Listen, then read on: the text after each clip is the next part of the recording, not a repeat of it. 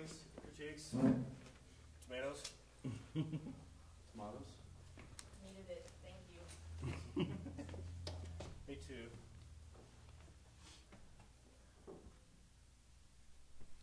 Questions is going to be the best way to go. Good job, about guys. this for sure. Well, Okay, so yeah. JT solo, you guys chopped it up.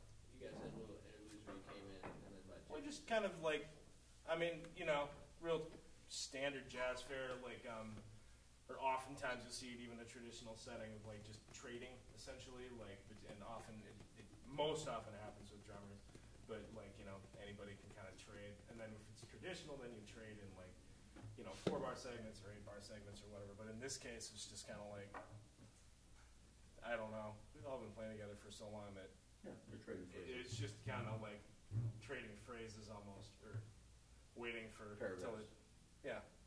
Thoughts, trading thoughts, feelings, sundry emotional. It's touchy. It happened without any like prior communication. No, I kind of asked. Yeah, he just you said did? trade, and I said, yeah. Oh, And okay. then traded.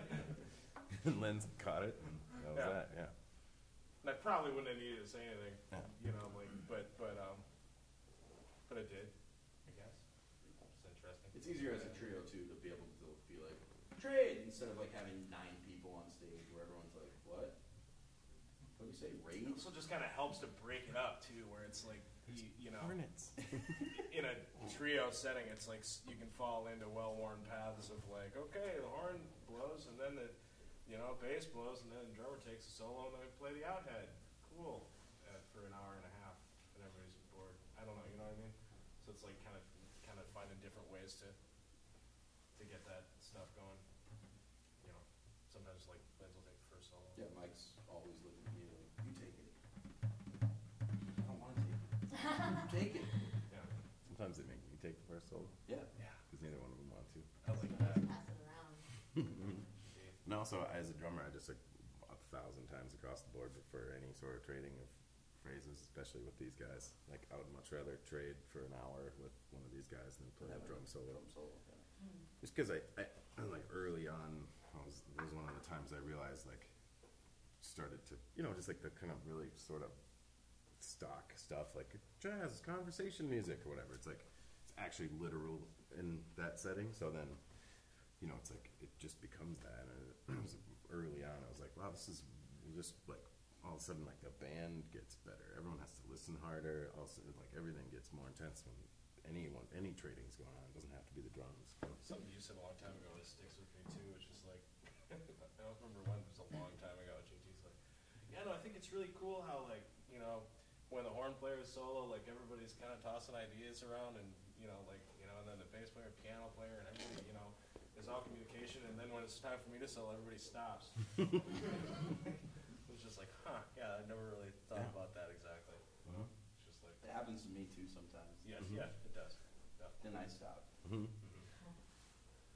And then there's times where all three of us will kind of play together where people are like, how are you guys all soloing at the same time? And I don't think we really view it that way.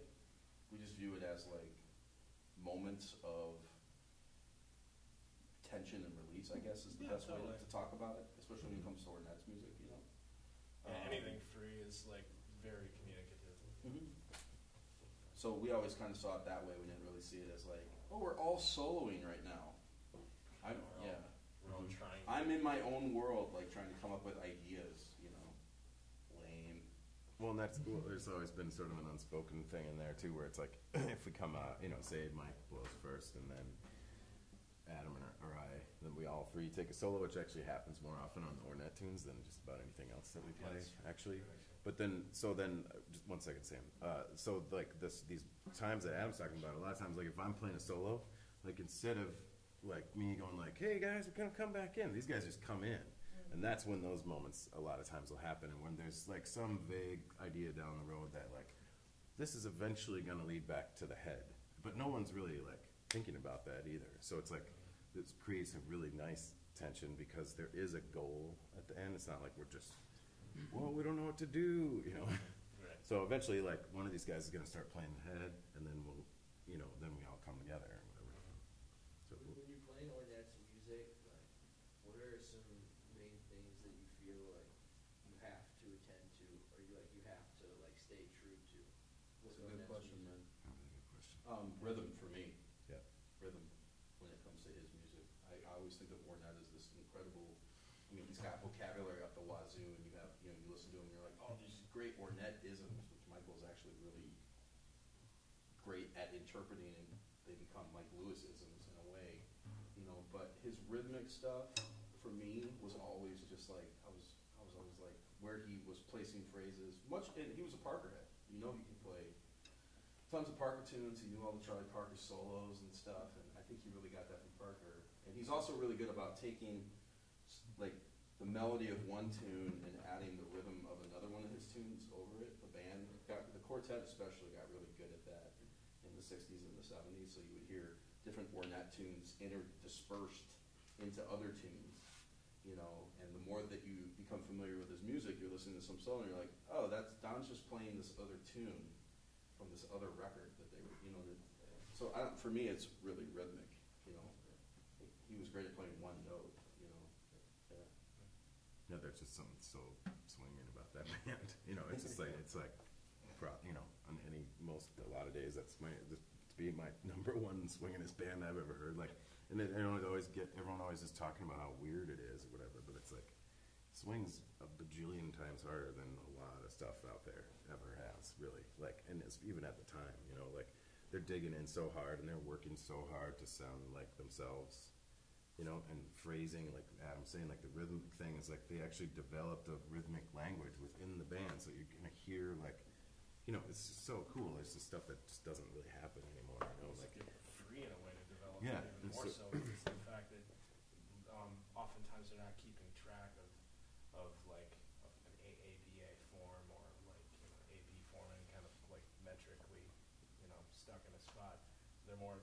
It's like if Ed Blackwell or Billy Higgins or somebody throws something out, then you can expound on that as much as you want without having to, like there's less rules, which ultimately I think makes it harder, But to me, I mean, like for me, the biggest thing with Ornette's music is character, and that's what drew me to it in the first place. It's like I'm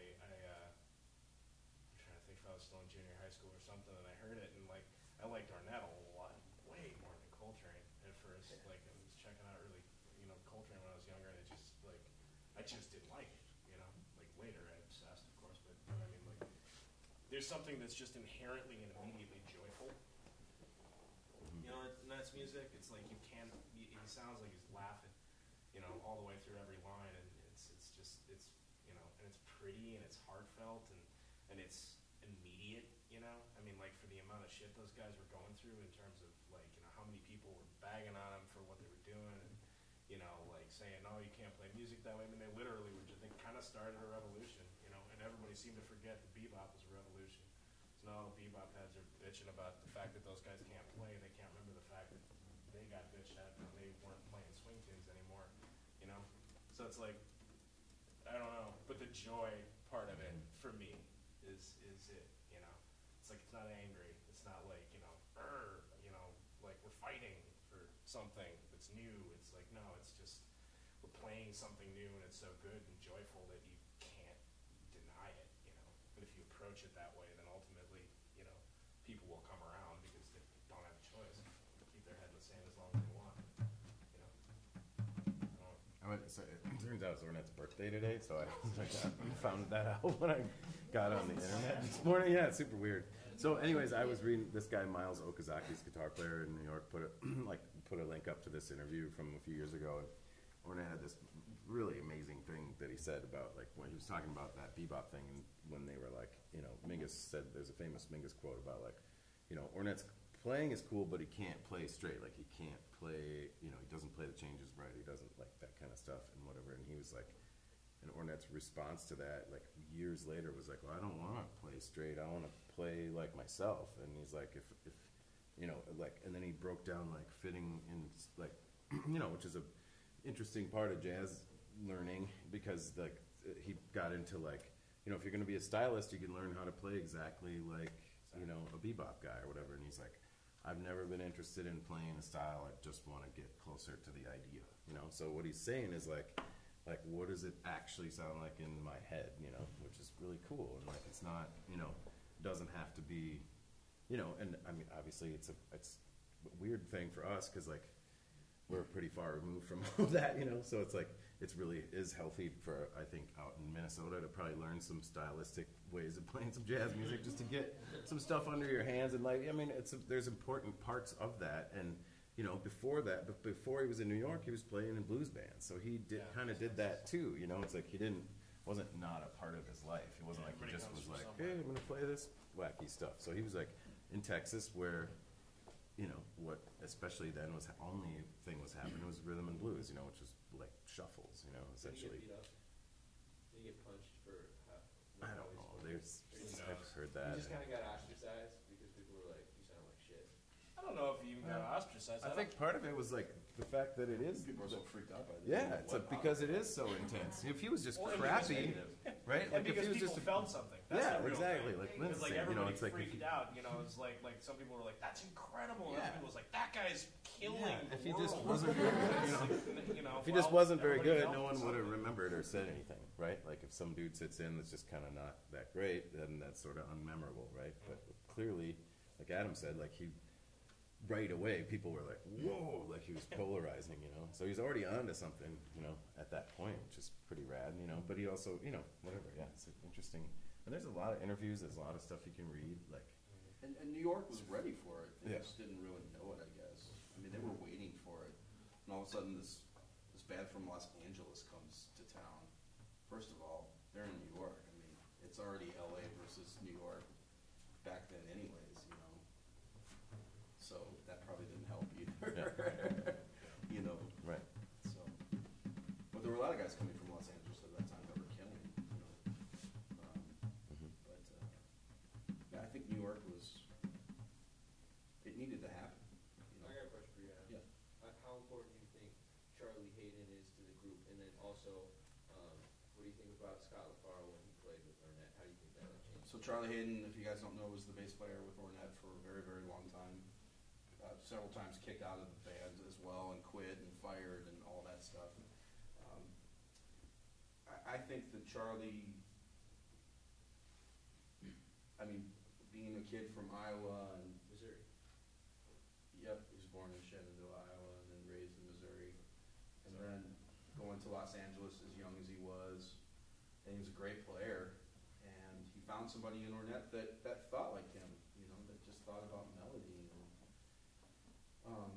you know, Charlie was playing with other people at that time, Paul Blay at Hillcrest, and, you know, a bunch of other people at the Lighthouse, All-Star stuff, Howard Rumsey's thing. But as a bass player, I mean, I can't think about Ornette's music without thinking about Haden. You know, I love Scott LaFaro on that session, and that might have turned into something else if Scott hadn't have died so close to that time period, you know. Farrell was almost like another horn player. He Yeah. was a horn player actually initially before he started playing bass, but you know, it's almost like, you know, Peacock. Maybe it'd be a guy who's kind of like that now.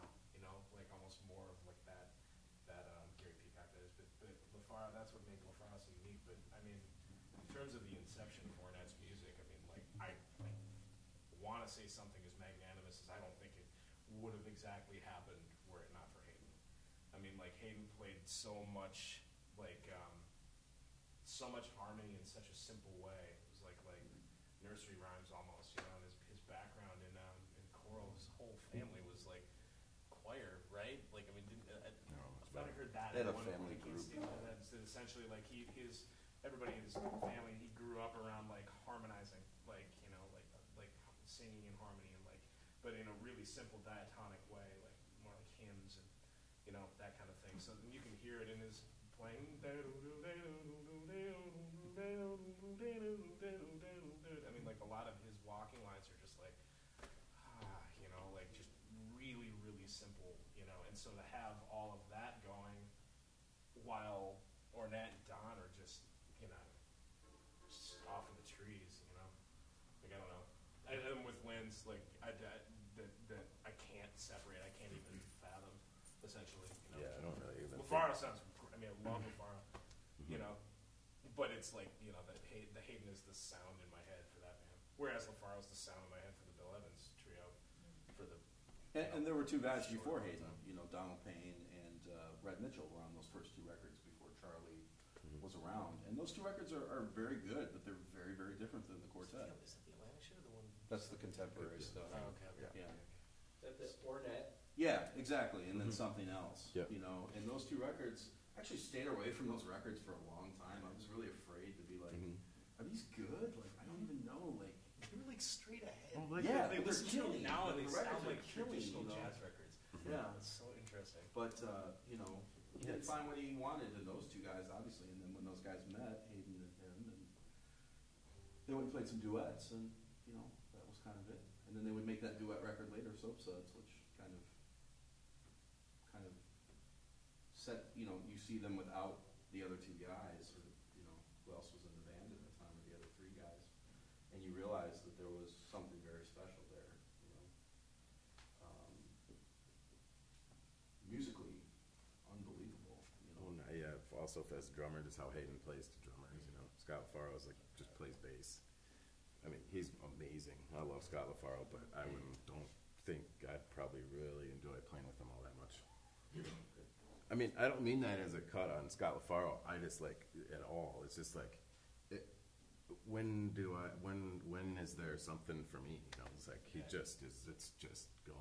And if it hadn't been Motion willing to be like, pong, that trio would sound weird as hell. You know, But Scott was and that way. it would, and he's amazing. I'm not. Don't get me No, wrong. but I Scott love was that way LaFaro, too. I mean, but- with other people too. Yeah. And he was incredibly hard to talk to. He was an incredible, dare I say, dickhead sometimes to a lot of people. You know, because he was that talented. Yeah, no, I mean, absolutely. I'm not like all like bashing on Scott LaFaro. I'm No. just saying, as a drummer, like I'd rather play with Charlie Haden for sure because he plays to the drummer. He plays to the time of the band.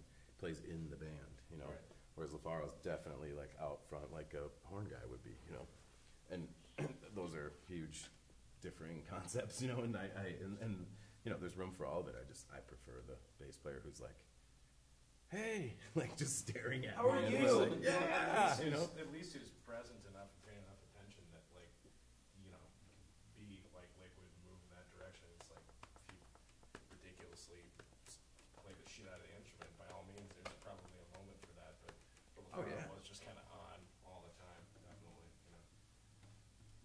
Yeah, and I just like that. I mean, that's the stuff I like to think about is like the magic combination of Paul Motion and Scott LaFaro versus the magic combination of Right. Higgins or Blackwell and Hayden. It's like all of those combinations actually make everybody better. You know, like Motion and LaFaro together is just ridiculous. You know, it's untouchable on certain levels because it's so black and white. You know, but then like where Hayden and Blackwell get into like.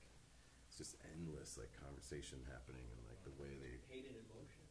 yeah Hayden in Motion too Yeah, yeah we were just listening to that. right you were talking about that the other day Dude, And it's also very cool that I think the band was very successful in the fact that they weren't from New York. You know what I mean? You got Don Cherry from Oklahoma. You got Hayden from Missouri. You got Blackwell from, or even where's Billy from? LA L.A. You know, and then Blackwell Blackwell from New Orleans. and then you got yeah Ornette from Fort Worth. You know what I mean? If they didn't have to grow up in that, then they didn't have to play by those rules. You know what I mean? Hey. Hey guys. Yeah, and LA was that way too. You know, LA was, they were trying to do something different. Obviously, different sound out west than out east, right? So, Well, that was a way different sound than what the West was even known for. Right. I mean, it's like the West was not so long before that, or you know, it was like the cool jazz stuff, which was I don't know. I really like the sound of actually, but I can understand why a few people were kind of upset. It was just like, oh, cool, you made the white version. So, wow. But yeah, that was some lightning rod shit. I mean, like, there's no two ways about it. You know, when Ornette and everything that happened before that, it's just like everything changed. I'm pretty freaked out. yeah, I mean, if Parker had lived, I think he would have been right up there with Ornette, you know. The fact that Mingus played with them at the Newport Rebels thing, you know, that exists somewhere, you know, Charles Mingus and Ornette Coleman playing together. I want to hear that. Yeah, I do too. Any other questions? How do you guys think the vibe of the quartet changed between Blackwell and Higgins and their respective albums? Without thinking too much about it, I'd say it became even more conversational. Like, and that's not a cut on Higgins, because like Billy Higgins is just, I mean, like nobody brings a smile to my face like listening to that guy play. But he you're gonna be a better person to answer that question. Sorry, I don't know. For like Higgins, it's like he is the quintessential like unbelievably swinging jazz drummer, you know, and he always the thing that strikes me about him is regardless who he's playing with is he sounds selfless, you know, doesn't sound like he's got any agenda or anything to prove, you know. Sometimes listening to Roy Haynes just pisses me off, you know.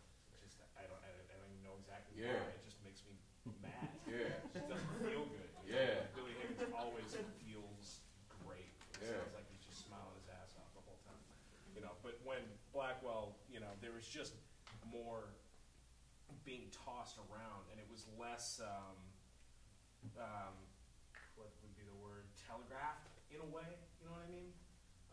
Like, they would get into some things where, like, suddenly Blackwell in the middle of playing swing would just be playing some pattern. You know, like, or he had all these things that, you know, obviously had tons of Afro-Cuban, whatever, you expound. It's all that. Well, Higgins, to me, that big, like just quickly, like Higgins, just a big poofy, lovely cloud that everybody gets to enjoy. Blackwell is like, much like the Haden LaFaro question to me, is like, his language is absolutely part of that band. You know, like the Higgins stuff I love, and I still listen to it, but there's nothing to me like Haden, Blackwell, and those two guys. It's like, and then even the Old New Dream stuff later, it's like, that's the sound, you know, like that's that way that there's that sort of Salvation Army band thing to everything. There's like Ghana, and there's New Orleans, and there's like, do they know what they're doing right now? And there's like, but they just never give up, but with a smile on their face, you know, which is cool. And I just think, I'd venture to say Blackwell's a little just more aggressive, you know, on a certain level. Yeah. Obviously, I mean, that's a pretty silly thing to say, but like, you know, just like that's, I mean, something to take into consideration, you know. It's like, how aggressive, or, you know, it's a cool thing, a cool learning lesson, a listening lesson. Be like, oh, that's what's different if I decide to play really broken up and like, you know, let Adam play a lot of quarter notes. I can be more over there, and then sometimes I like to go, especially with these guys, and I adore Billy Higgins. I always have. So I'm perfectly happy to just play the cymbal for 10 minutes while everyone gets down. You know, like I don't really care. Like I love that, and these guys respond to both of those things. So I'm lucky in that way, you know. But it's certainly a thing I've learned a lot from, about just how I play the drums from day to day. You know, like from those two guys, and how the band sounds different. You know, same with the LaFaro Haden thing. It's Who like, played on science fiction series? Do you know which was it, Blackwell or Higgins? science fiction is. That's the law years. Blackwell, That's what Yeah, law yeah, years. it's Blackwell. Yeah, because his shit on law years, when Charlie Haden is doing his thing on that record, like that's like, I don't know, that simplicity just that's always blown me away. Well, Yeah. it's there too. It's And I was there playing- in I a was place playing that Yeah. like, oftentimes it's not going to be there, especially at that point. Like, that's not the place where the drums do that, Right. you know? Like, and that's kind of what's so amazing about Blackwell, is that then suddenly it's there, like, yes, I wanted that there forever, you know? Yeah. Like, why did it I didn't happen even yet? know I wanted that there until Like, I heard yeah, you do that. yeah. Yeah.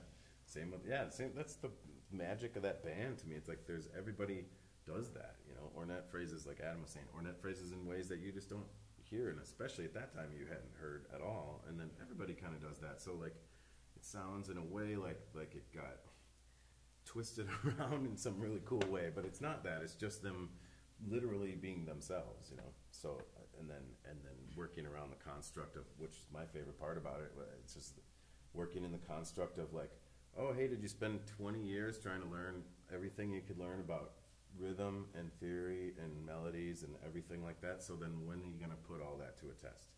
Like, are you going to read 14-bar songs over and over? Or are you going to actually see if you can actually just play? Like, to me, that's a very simple version of that music. It's like, and it's not even how Ornette explains it, but it's what it sounds like to my ears. It's like, well, I worked really hard at this stupid thing, and so I want to actually be put to the test of, can I use my ears well enough to help there be some sort of semblance of a form idea, to have there be, you know, time feel, to have there be phrasing, to have there be all this stuff that exists in jazz music, but without the you know, being stuck in a cycle.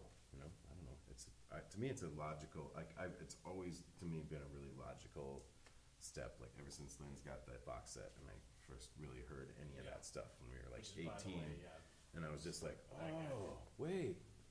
Because when I was a kid, I knew about it because I grew up in a house where like people knew who Ornette Coleman was, which is weird enough. But then, like, I just, you know, it was like kind of like at my house, it was just kind of like this, you know, it was like you sort of knew what that was, but I really heard, and I certainly hadn't heard like the quartet records. And then Lynn's bought this Rhino box set when we were in college, and I was like, oh my God, it's the greatest thing I've ever heard in my life. And that's instantly what it sounded like to me. It's like, oh, I have to use all of my tools now instead of just my tools to fit into this stupid box that keeps flipping around incessantly, you know, and like, and I'll kill the, you know, and then and then it feeds each other, and I love doing both things, but I adore playing this music with these guys, you know. If somebody calls a bunch of Ornette tunes on another gig, I get scared. Totally, honest to God, because playing that with these guys, it's like we've developed a sound doing it, you know, together or whatever, and we're lucky in that way, you know. So let's say I wouldn't do it, but I'm just like, man, I hope this is cool, because these guys, like, I know as soon as we play an Ornette tune, it's like the ears are just insanely open, and we're working together, you know, and that's the only goal, you know, which is a pretty amazing feeling. So it helps that we've been playing together for 20 years. Yeah, well, that's pretty much. lucky. Yeah. I can't believe how lucky I am. You're super lucky. Yeah, yeah. Do you know how I'll lucky we take are to know you? I don't take for granted. Oh, yeah. Well, like I was thinking about this today. It's like we haven't, Fat Kids as a band hasn't done a whole lot of this kind of stuff, you know, and like clinics and stuff like that. And but we sure went to a lot of them when we were your guys' age together. Like we'd meet up and go get lunch and go see this or that or whatever, you know, like just hungry. And then I think that was initially why we got along so well and why we still play together, is because it's like, wow, you guys actually care about this as much as I do, you know. And that's pretty rare, you know. Like you just don't, you know. I'm sure you guys are already figuring that out. Like, you know, like I know some of you guys are a little bit older, but a lot of you dudes are in high school, and it's like you meet people and you're like, this guy's awesome, and then all of a sudden he's just disappeared, you know. And you're like, what happened to that guy? And then, you know, and that's how it goes. But we, you know, so like finding the people that are like, which is exactly what Adam was saying about Ornette and Charlie Haden. You know, it's like that's what they did. They found the people that the music meant the same thing to them, and then they made a sound. You know, pretty amazing. And they weren't afraid. Nobody was like, "Oh, we got a bad review today. We better change our shit around." They were all dedicated. I'd like to think they're having so much fun they gave a shit. I'm sure, you know, like so undeniable. You got to remember back then, how much fun would that have been at that point? getting a review was a big deal. Being in a magazine was a big deal. It's not like today where it's like, "Oh, just go online and check it out." Yeah. It's an entirely different. Can't sit here at night. Yeah, totally. Gail got me description of people. And then, you know, one thing we haven't really talked about is when Ornette was smart enough that he was like, I'm going to change my band up. He's like, Don, you're not, you know, Don Sherry kind of went off into the world to do his own thing. And he's like, Dewey Redmond, come on in. I'll play violin and trumpet and saxophone, and you play tenor, and my 12-year-old kid's going to play drums. You guys know his son, Donardo, played drums with him on these records when he was like 11 and 12 years old. And that was a concept. I mean, that was a Empty Foxhole and Crisis and Live at New York University. And Sounds like I mean, Empty Foxhole is one of my favorite all-time records, and Donardo's like 10 years old. Literally. That's the thing about Ornette. Every single record, whether you like it or not, you know, there are some that I prefer to other things, but they all have a sound. Every one of them, you know.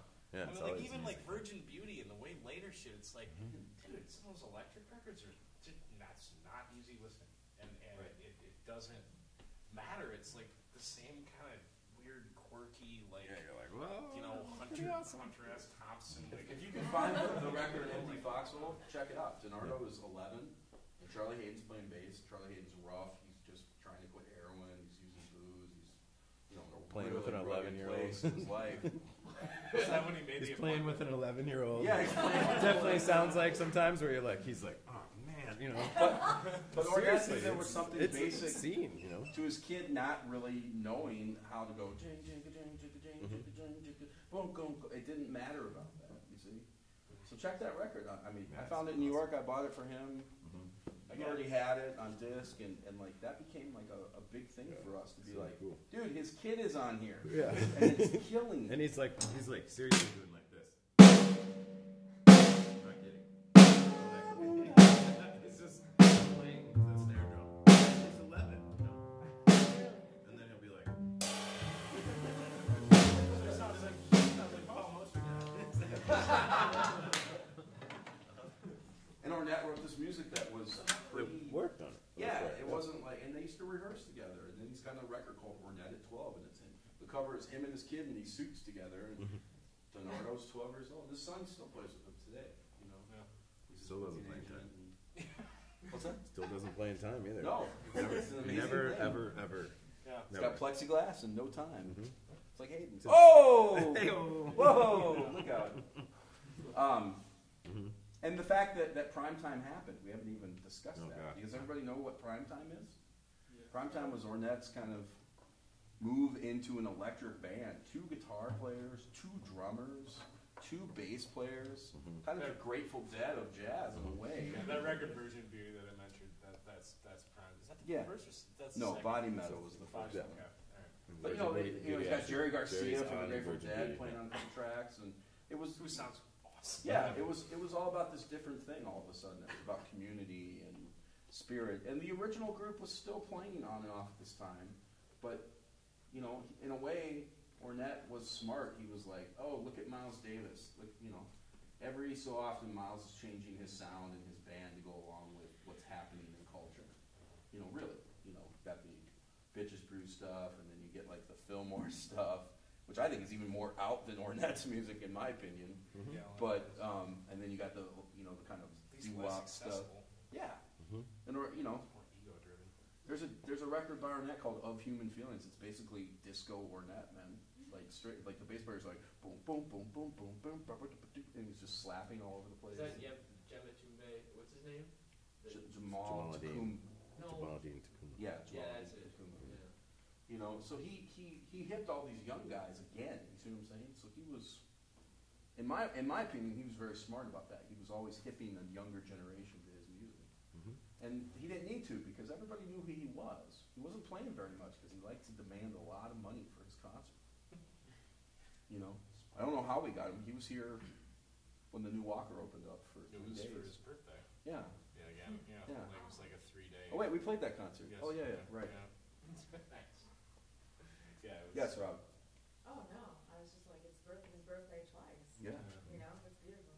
So he's that was still the- around, that you was guys. the- Yeah, and there's like in that You book. could call him. Yeah.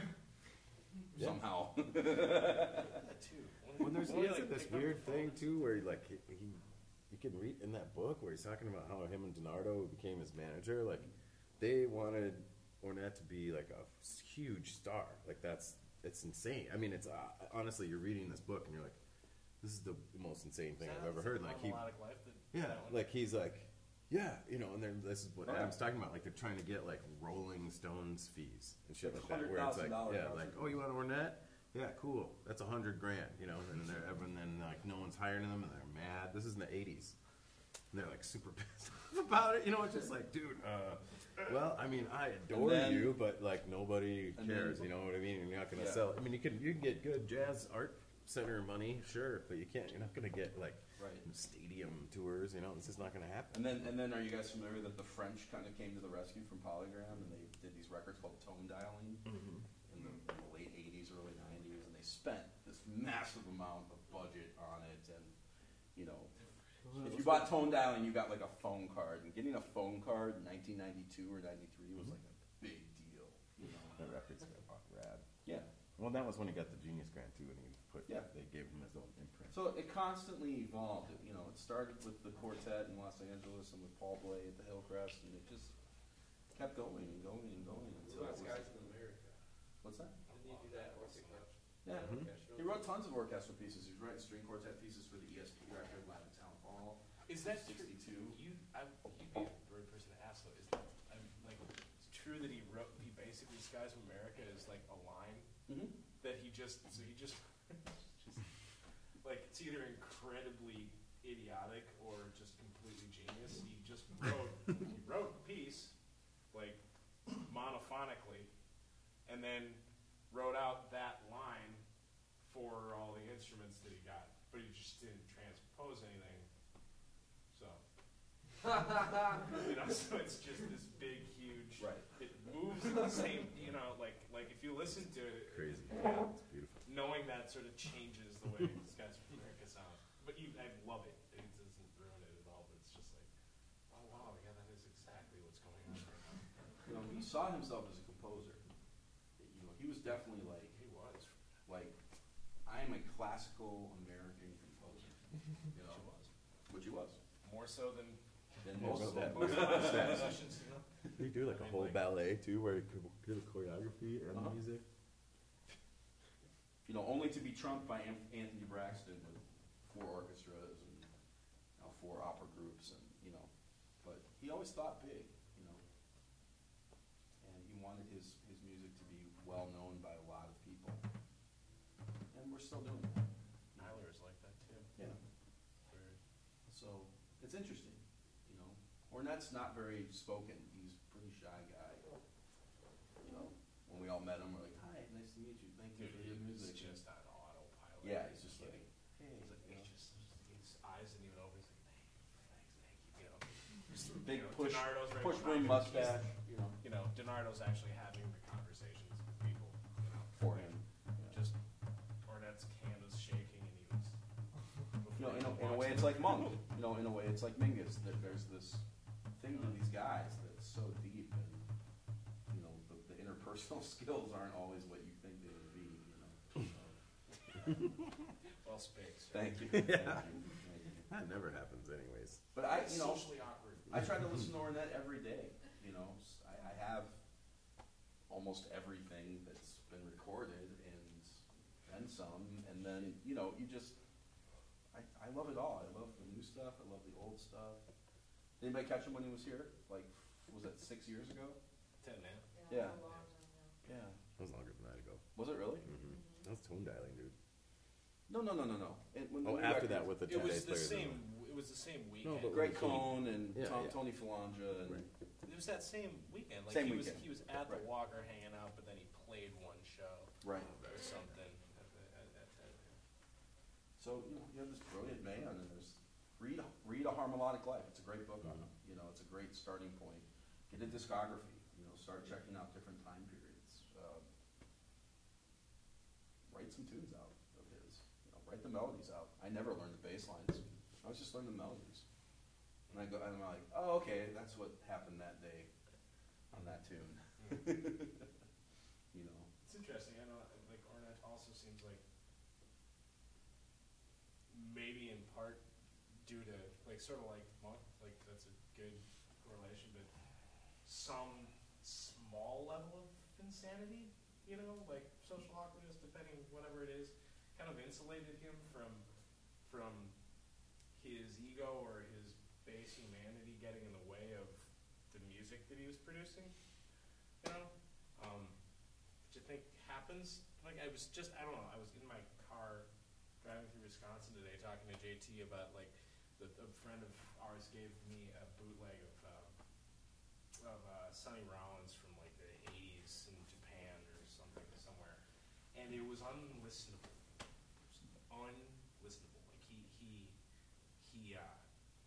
He sounded like it was the least musical thing I've ever heard, in a way. What was the point? He was playing the shit out of the saxophone, but it had nothing to do with anything that anybody else was playing. It didn't have anything to do with even the standard that he was, the song that he was playing, because he was just playing standard. It only had to do with look at me. Check me out. Look at me. And Sonny hasn't always sounded like that. I mean, there's like Sonny Rollins shit that like just informed me as much as anything else I've ever listened to. But I don't know. I don't know what happened there. I mean, maybe it's a leap to think. I just like, you know, it seems like somewhere in there he had this need to receive some kind of accolade for like, yeah, it's me. I'm playing the shit out of my horn and I'm a genius or something. You know, like stroke me. You know, like and some like cats like Monk or Ornette.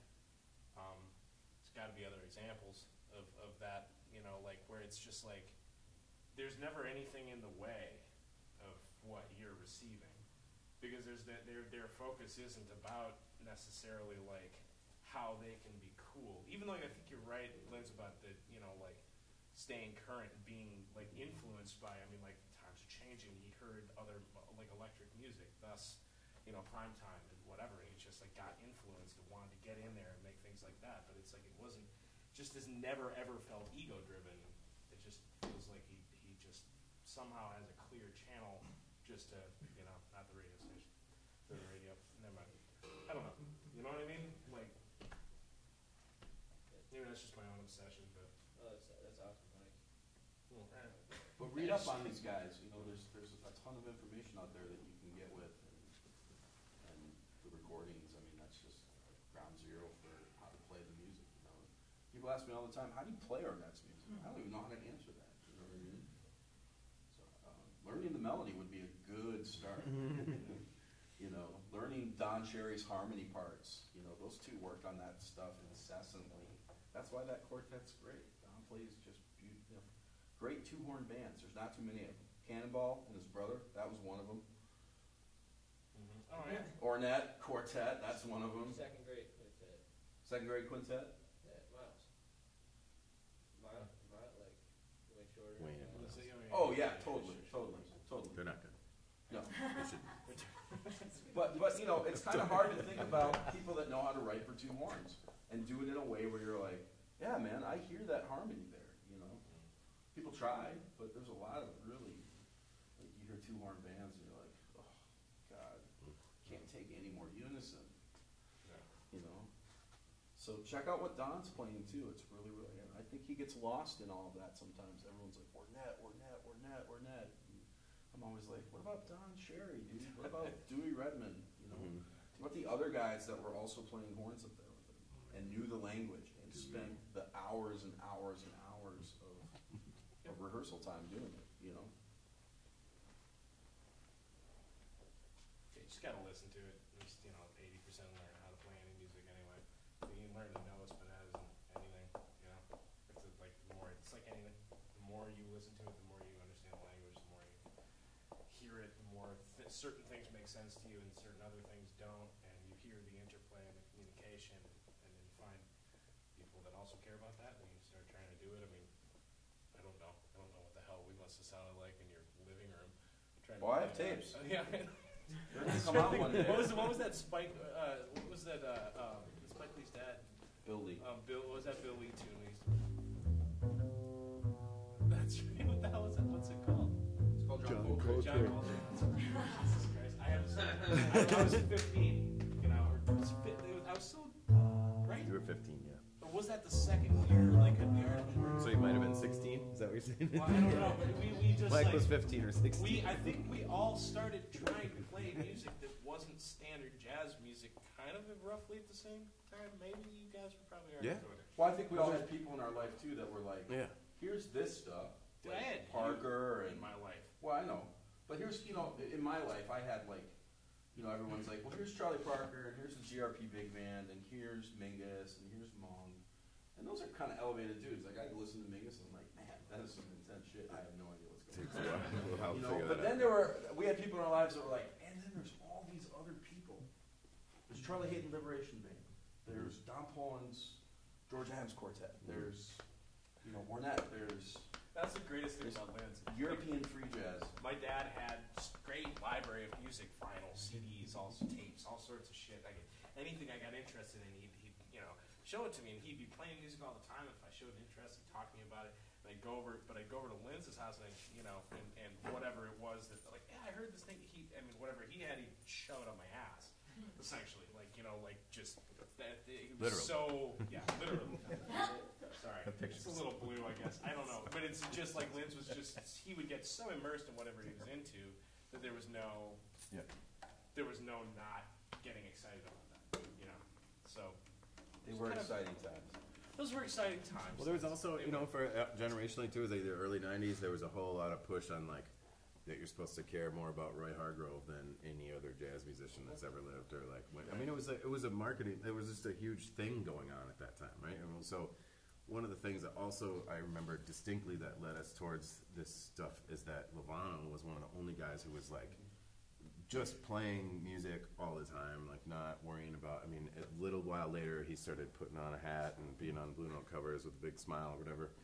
But before that, he was making records, you know, on Soul Note and stuff like that with Blackwell and Anthony Cox and Dennis Irwin, all kinds of different like guys in New York who had played with some of those guys and knew those guys, and they were like, you know, they had Cox and Lovano and Blackwell had a band for years, you know, and so like that stuff was much more interesting to, I think, to all of us right away. It was like, well, I don't really want to wear a suit or be, you know, sound like I'm 1935 or whatever. So, and I like certainly can't play with my snare drum like 36. this, you know. So I'm like, you know, so I just think like that sound, and above and beyond any of the goofy things I can have to say about the young lion movement, it was just that music was more attractive to us. We were like, well, yeah, okay, whatever, who cares? Let's get this old Sonny Rollins record, and let's get this Ornette stuff. And then we were going and seeing, you know, Phil Hay was a huge, like, he had turned us on to half those bands that Lynn's just listed, the Pullen Adams Quartet, you know, just like, where you're just like, wait, this has been going on for 30 years, I've never heard of these dudes? Yeah, this is the drummer on all the Mingus records, this is his other band. And you're like, what? You know, like, you just didn't know, you know? That was kind of the beginning of, like, when we were kids was the beginning of where a lot of jazz music was very impressive. Like, very impressive technique, and like, oh, that's a very complicated song. It's in 15.8.org and whatever. And, you know, like, I don't know, you know. But it just the other music that we were lucky enough to have people turn us on to, that we got obsessed with, was music that was kind of literally like, what the hell is that? You know, it's like it literally kind of pulled you in, as opposed to just being this two-dimensional thing. It was like, wow, that's very complicated, and I'm impressed. You know, like, I don't know. I think we all kind of had the same reaction. But when we were young, we thought everybody was doing exactly what we were doing. We did. At least I did. I was like, well, everybody must be playing Ornette's music. Why wouldn't they? You know, like Mike said, there's a joy factor there that just is like, why would? And then we found out, like, all these people are like, oh, Ornette? No, fuck no, I don't listen to him, man. Like jazz musicians. Yeah, like our peers. Yeah, sure. our peers, and we were like, well, you're really missing out on something here. And they were like, whatever, you know. Like, I go to this Javon Jackson. Right? yeah, you know, it just kept going and going. And we were like, whoa, there is a difference between what we're doing and what the rest of the world is doing. Are you grateful for that? Because I'm grateful that Every day, dude. I'm grateful. Oh my like God. sometimes I feel like I get scared, and I'm like, what if I didn't like Make the right choice. like fall into this world? Because like I'm go now. It's like that's what it is. But it's like, what if it never happened? Like, what the fuck? Like, You can't worry about that. I know. I mean, we did worry about it, but you can't. You know, it's like The cool thing about it is you can share it with people. Me and Michael went to Patterson, and we played some Ornette tunes with people, and they're like, what the hell are you guys doing? You know, and we're like, dude, have you not heard this record? They're like, who the hell is this? Yeah, so you people can are gonna share really with dig it. people and not have to be like, oh, you don't know what this is? God, you must be stupid. Yeah. standards. Well, I'm just saying, like, you know, jazz so much of the time is like, you don't listen to jazz, man? God, dumb. You know? Yeah, there's or weird the judgment. judging people for not having the same records as you do, which is just insane. That's like my it's favorite. just like, well, I grew up listening to Led Zeppelin and John Coltrane, and someone's like, you don't have any Buddy Guy record? Like, they're just like scoffing at your whole entire existence on a planet because you don't have this thing that they love, you know? As opposed to like, hey, we should get together and listen to these, because I've never heard John Coltrane, you know, whatever. It's like, you know, goofy examples, but you know what I'm saying. It's like it's such a weird thing, because it's, you know, you spend a lot of time in a room by yourself trying to get good at this music, you know, and that It's easy tricks to your feel brain something. into a lot of things, and thinking that you really figured some things out, and thinking that, you know, where absolutely at the same time that you are figuring those things out and that you are working your ass off and getting better, it's nobody asked you to do that, right? So like it's your choice. Like you just said, you're like, well, I'm in now. I can't. You know, it's like the way you even stated that was like it wasn't even your choice. Like you just are in. You can't, right? So, This motherfucker. well, yeah, but no, it's you. I If you didn't want to do it, you wouldn't do it. But like, You wouldn't be. No, I'm not saying that. It's totally true. I mean, I'm not it's- saying it's that great Lynn's to have hasn't been a great inspiration. Yeah, but it's like it's still your choice, right? Like he didn't put a gun to your head and be like, "Sam, you're doing this." I did actually. You're afflicted like the You rest. guys come from a great music town, especially I'm talking to my young guys here. You older guys, you know this already. But you guys come from a great town with a lot of open minds here and a lot of different things that happen. It's not like you're living in like Dade County, Florida, and you go to Walmart and all you can get is Louis Armstrong and Ellington and Monk. I mean, you guys have great record stores here. You have access to all of this music, you know. And what you'll find out is if you go to college for music or you go to another city, you'll find people that are just like, oh yeah, we didn't have that, you know. And so like, don't let it go to waste. Like, take the time now to get it rolling, you know.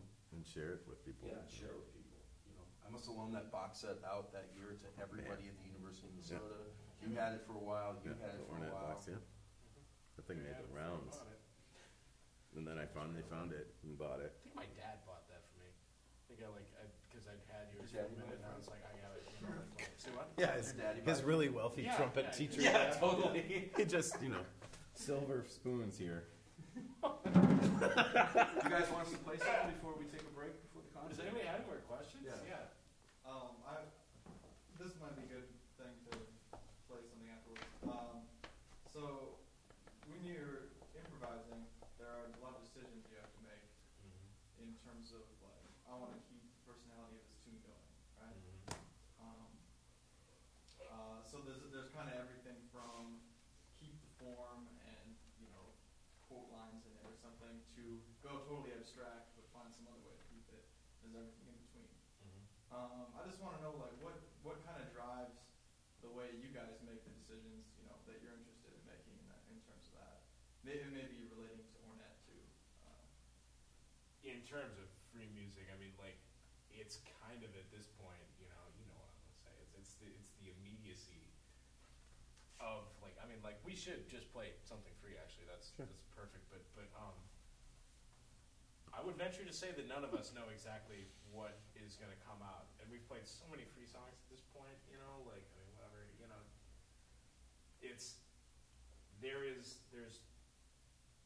there's the sound that's happening before you start making sound, and then that sounds like something, and then there's the next sound, which is whatever happens first.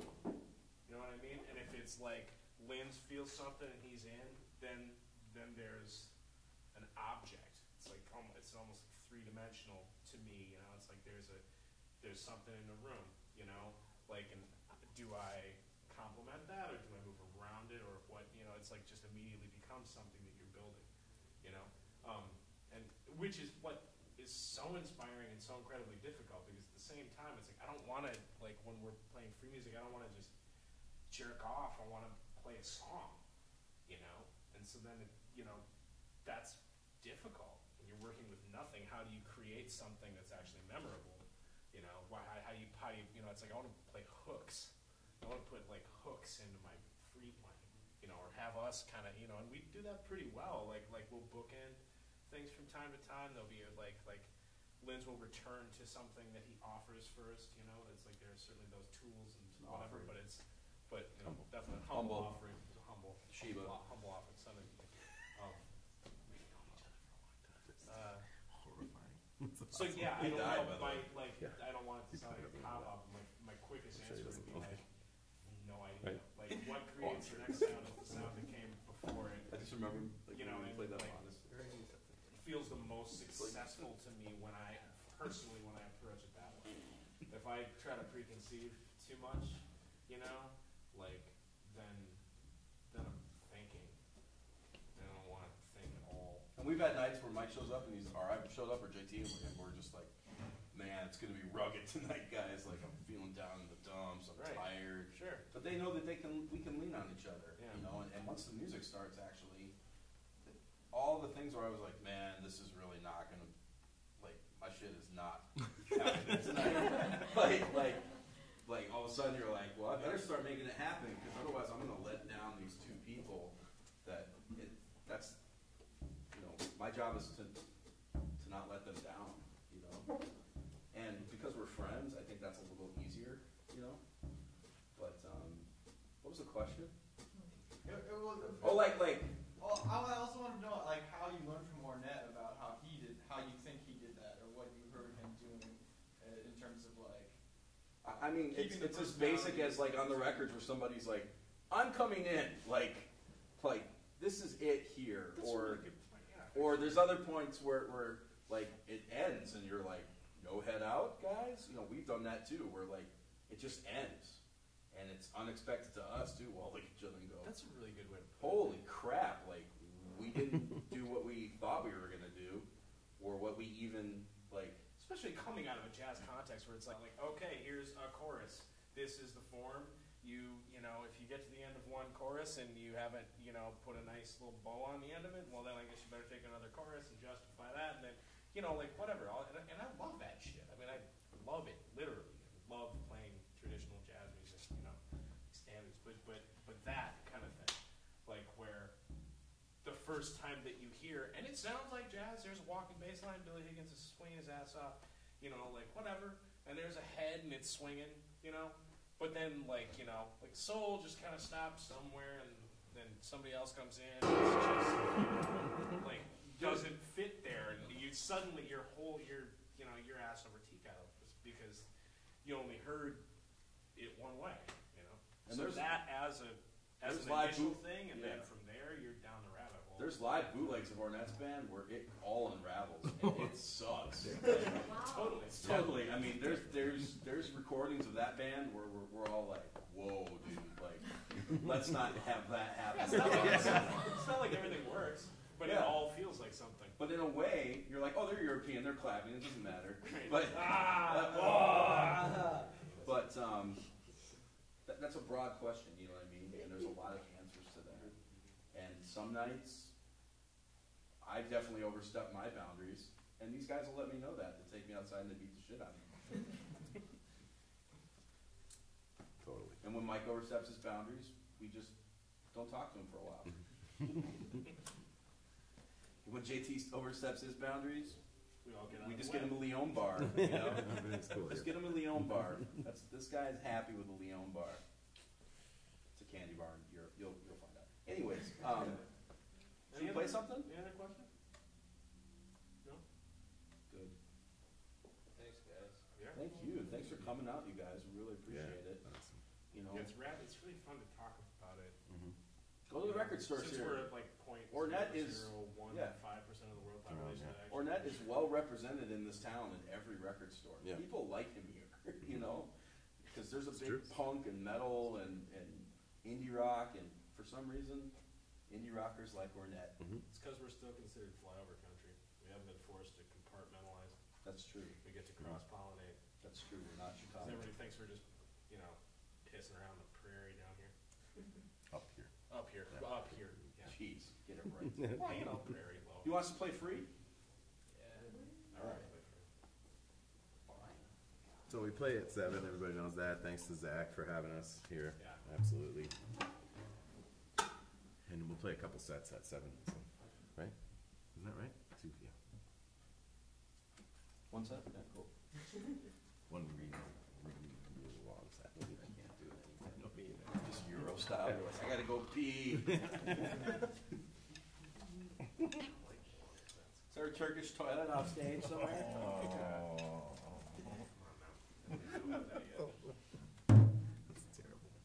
Dude, I'm the one that had to use it. That's what's horrible.